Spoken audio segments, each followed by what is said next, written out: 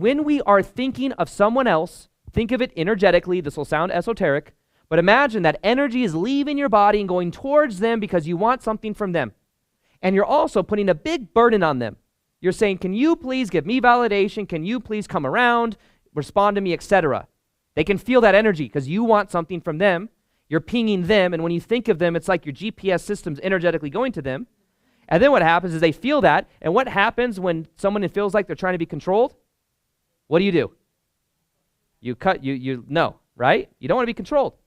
But then what you do is you bring the energy back, and you say, you know what? I'm going to let it go, whatever. You start focusing on yourself. That energy cord kind of that goes away. You're not projecting energy at them anymore. And then they say, I can't feel this person think of me again. Something feels like they're missing. I miss them. I'm going to text them. So then they come back, right? And then you just keep playing that pattern over and over again. If you are walking on eggshells and abandoning yourself for somebody else, that's not your person. That's your pattern. That's a pattern. But you told yourself a story about that pattern. That pattern is a person, and the person is we're meant to be, and you'll tell all these unique stories that allow you to feel that same familiar energy from childhood, which is proving back the same thing, right? See, they're not choosing me, etc. But really, that is the incoherent energy we've been talking about, because if you're walking on eggshells around anyone, you've probably had to abandon yourself to be doing that. So when you become aware of that, you're like, wait, I don't choose to be in relationships there's this dynamic. So a lot of this is about that awareness inside of yourself, of not abandoning yourself, but also being aware and trusting your ability to connect to other people and being aware of the patterns inside of you and how you feel in your nervous system. But you meeting that abandoned part of you and embracing it and celebrating it when it comes up. Because back in the day, that abandonment wound would come up, and what you would do is you'd probably go into your phone to text someone to talk them into whatever, right? You'd probably try to prove yourself. You'd probably try to make sure this person finds out about something you did or something, right? That was the unconscious part of you. But instead, you're able to look at that energy and embrace that part of you. And what happens is that then you begin integrating the energy that normally you would shun to the side to try to fix the external to shift how you feel, which is a never-ending game because the power is always outside of you. Does that help? Absolutely. Thank you. Awesome. Yeah, thank you. Let's give her a hand. Yeah. You have a question? Yes. Can we get the mic over here? And then the mic over here. My question was, so if we shift, yeah, does that mean that that person is no longer the right person then, or they're going to shift because we shifted? That's a good question. So do we dump the person, or yeah? Like I was triggered for the 5-year relationship when yesterday, when she went up, and I'm like, so now what? Yeah. But if I shift, can I still be in this relationship? Yeah. So that's a great question. So the important thing to realize is that from person to person, it will depend upon your energy and how you relate to this other person. So the key, first off, when it comes to relationships, whether it's you're trying to work something out, you're trying to see if there's compatibility now that you've shifted some energy, is getting clear within yourself of what energy you're embodying and what your boundaries are or dynamics that you can be vulnerable about. So maybe in that relationship, there was a part of you that wouldn't be vulnerable about certain things because maybe that person didn't accept it, or maybe you didn't know how they would feel about it. But the way that you are able to tune this is you start being this version of you that is more healed and more regulated. And what you do is you then give them an opportunity to meet you there. And if they shame you or they talk down to you or they ask you why you're doing this, that is a sign that maybe it's not as compatible. And maybe there's another conversation to be had. But then you have to get clear within yourself of what your boundaries are and to understand that there are, what is going to happen is one of two things. One, either it works out or it doesn't work out. Another side of this, though, is as you evolve, sometimes someone else can evolve with you. Yeah. It's possible. Yeah. Like my buddy, a lot of you guys know Victor and Patty, my best friend Victor, my business partner, and his wife. They've been together for 15 years. What'll happen is each of them will make little jumps in consciousness, and what happens is it kind of holds space for the other one to kind of like come up to speed. So then the other one kind of holds space for the other one while they're in their process, and then they'll up level, and they'll both up level in different ways. But they're able to just keep kind of like inching up with each other, which is kind of cool. I've been able to see it for like 8-9 years now since I've known them. But in a similar way, when it comes to relationships, you go through a spiritual awakening, etc., what can happen is you can have these insights, and then you can relate to that person and see if there's that synergy there, if they understand how they respond to it. And if it's a deep level of love and appreciation and acceptance, there for sure is the possibility of them growing with you. But it's really going to depend. And the thing and advice that I would give you is just to be vulnerable. To be vulnerable in sharing your emotions as they come up. You could even say like, I'm making all these changes in my life, and I'm healing different aspects of myself, etc., and I'm a little afraid I might lose you, or we might not be compatible anymore. As that comes up, you can share that, and then see how they respond. And then as you're embodying this energy, see if there's that synergy there. And be okay, though, at the same time, if that synergy is not there any longer and you realize you're trying to hold on, you have to be honest with yourself.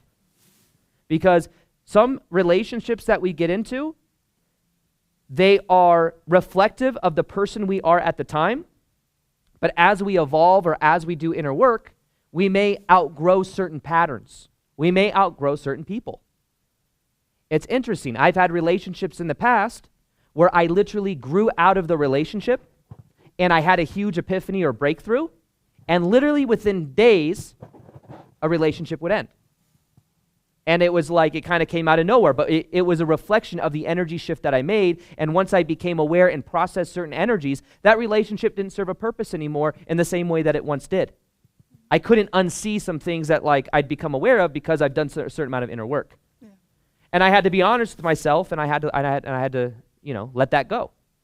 And of course, it's sad in the moment, but at the same time, the cool thing is that you meet people where you are, and the level of depth to which you go within yourself, the level of which you regulate your nervous system, is the level to which you will meet people that are resonant with that version of you.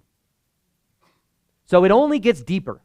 Sometimes the fear is that from a certain perspective, it's like, I'm going to lose the depth that I've created.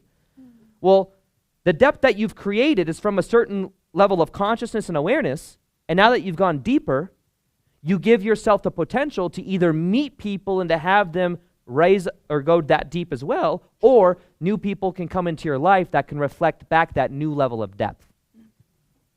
Does that make sense? So it really depends. It's some people, it can mean maybe there's an honesty, like, yeah, maybe this has served its course. I remember hearing a quote once that relationships are either for, certain relationships are either for a season, a reason, or a lifetime. That could be for friendships. That could also be for relationships. And there are certain friendships you might have and certain relationships you might have where there's a certain season there. And it's a certain season that reflects back certain growth that you've made. It reflects back certain things that you're learning. And then maybe you have a relationship that doesn't go that well at all. And maybe there is a reason for that. Maybe the reason is whatever meaning you give it, but it could be looking at deeper things within yourself. Maybe it was just not the right person. Also not the right person, it's not the right pattern. It's like a pattern that you're looking at healing, but there was some reason for it and some benefit that you got out of it. And then for a lifetime, obviously, certain relationships, friendships, romantic, could be for a lifetime. But becoming aware and not trying to put certain relationships into other categories.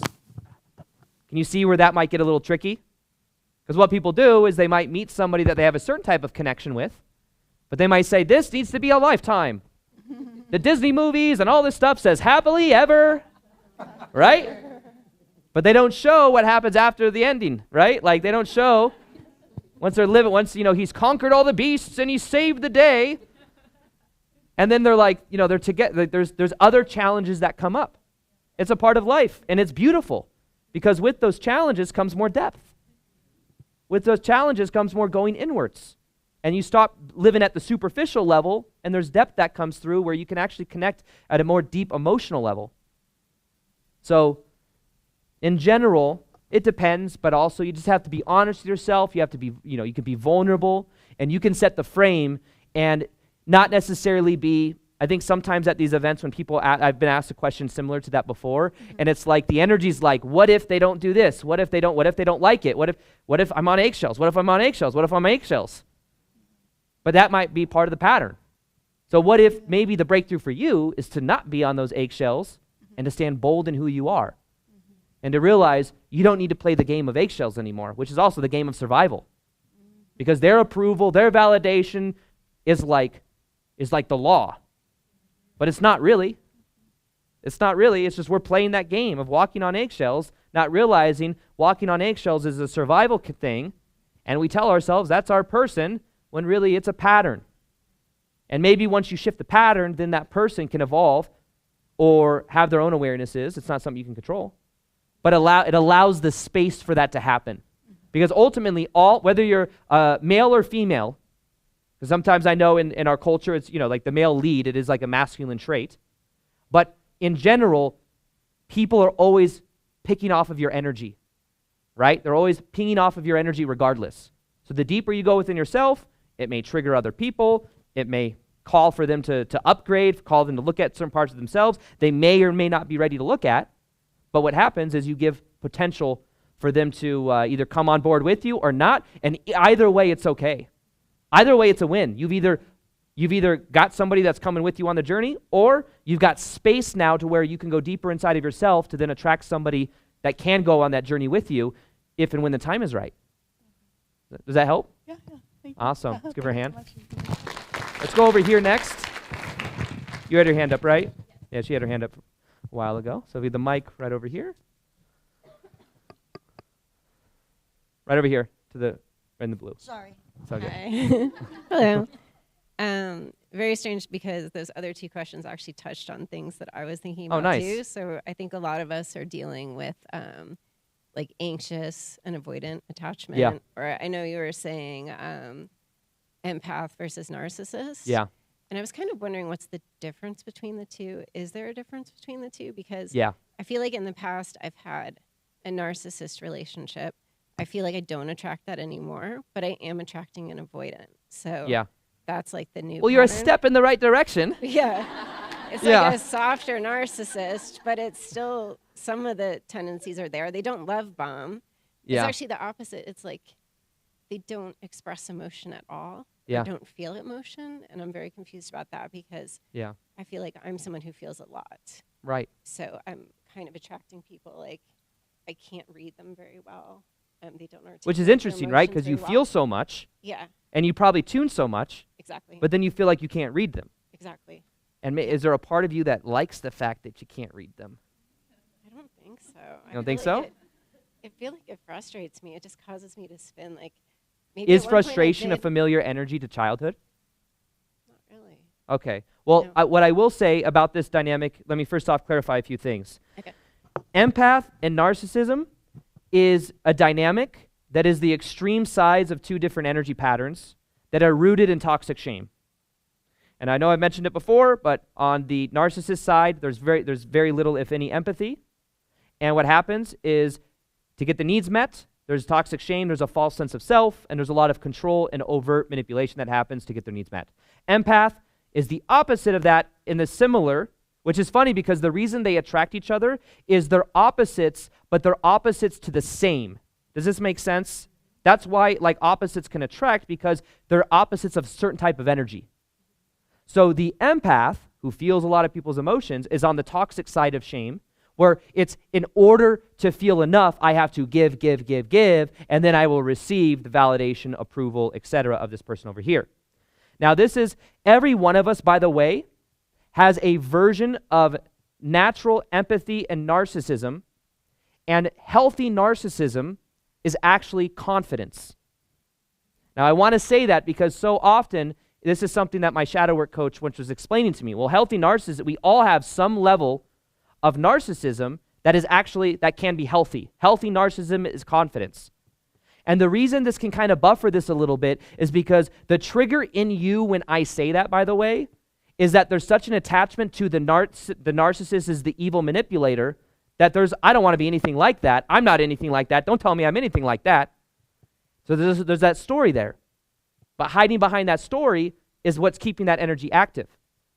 So realizing that that energy is there, but letting go of the label itself of realizing in a certain way, not to say that empaths are narcissists, but we all have a desire for safety, and we all have a desire to like protect our sense of self. Empaths, by giving, are protecting their sense of self because their sense of self includes everybody else's emotion and energy because they take responsibility for it. So what happens is their sense of self is expanded. The narcissist controls and manipulates with a false sense of self. They're also trying to protect themselves.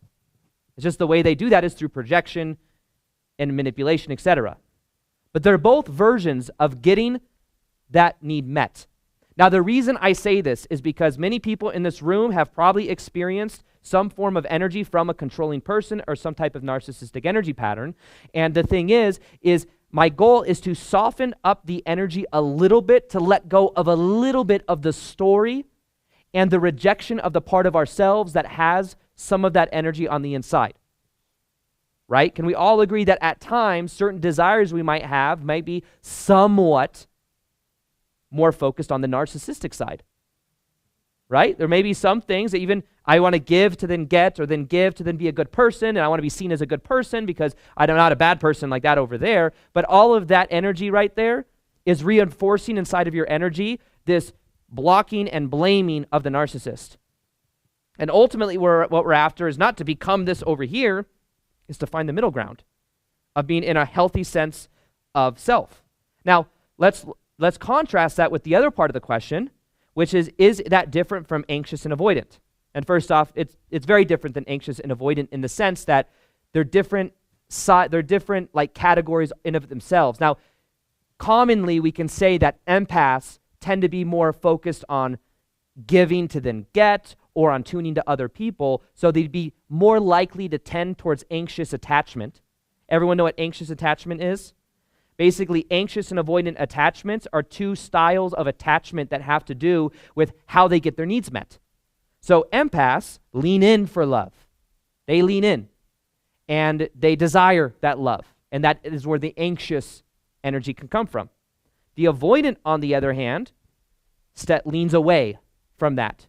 Leans away from that, is more individual, kind of stays in their own energy. And very often, anxious and avoidance will attract each other. Why? Because once again, they're opposite sides of the same thing, right? It's like if you had two avoidants with each other, they're both independent, and it doesn't really work out because they're both having the same strategy, so they just end up further and further apart. Now, sometimes you'll see two anxious attachments together, and they'll kind of like go back and forth between who's the more anxious one or vice versa, so they start playing that energy dynamic down in a different way.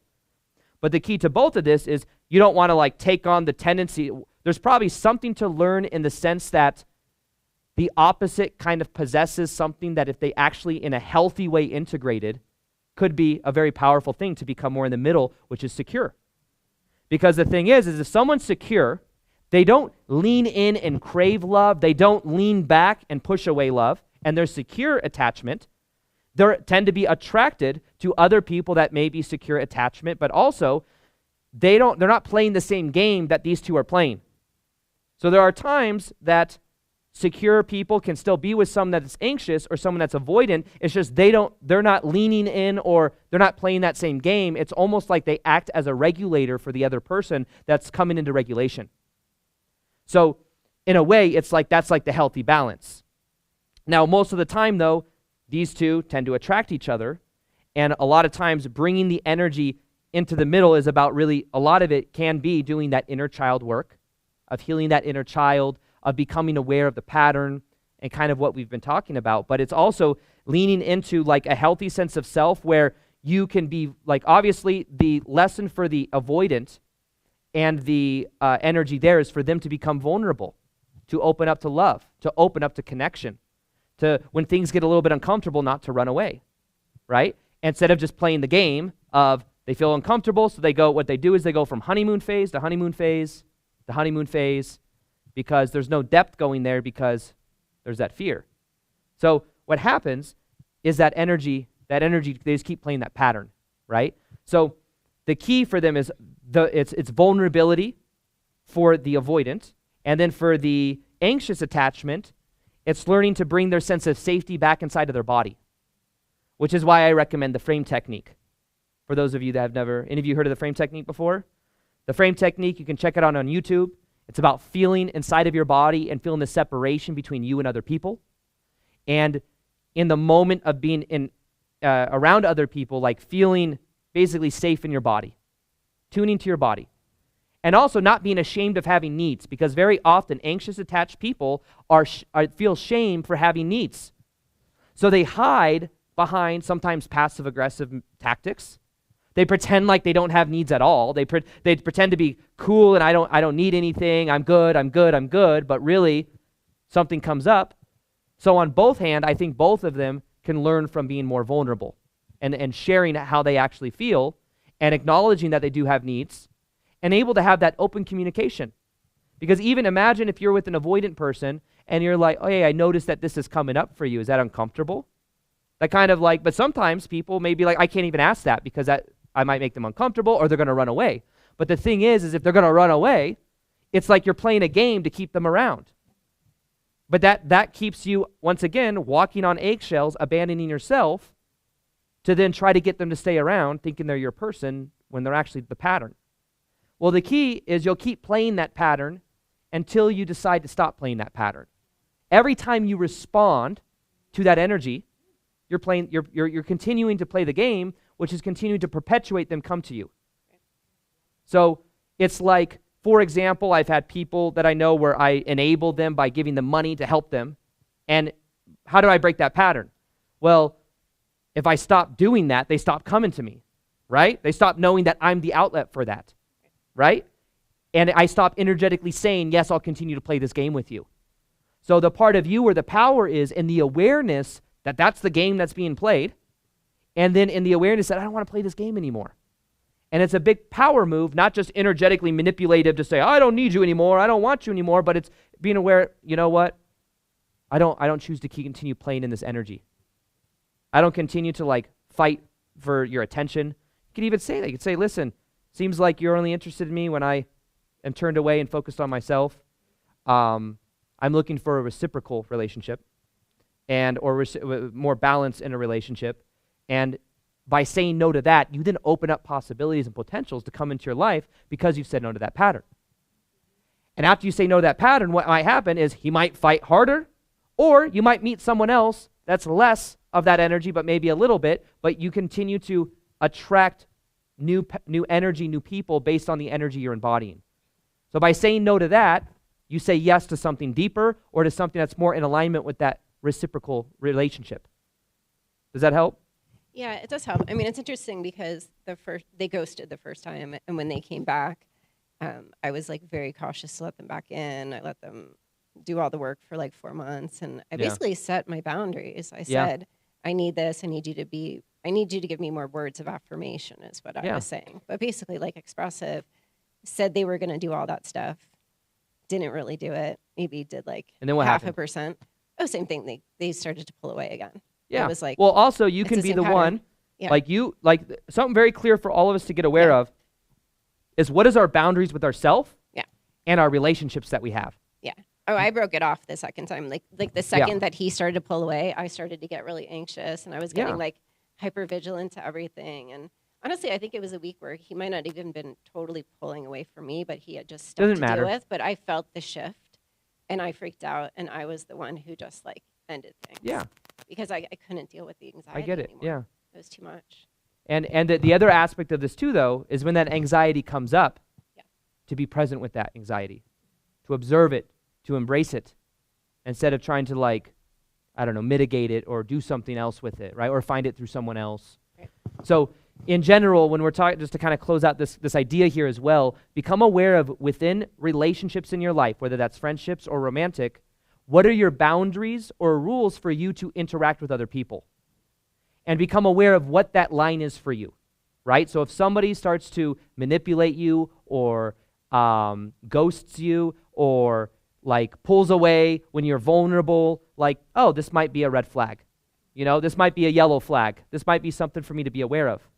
But what you do is you become aware of what this is, so then when it happens, You're clear within yourself with like, okay, this is a deal breaker for me, right? This is like the energy, because this is the pattern that you're shedding, you know? And then you know, instead of trying to fight for it, instead of trying to stay in that pattern,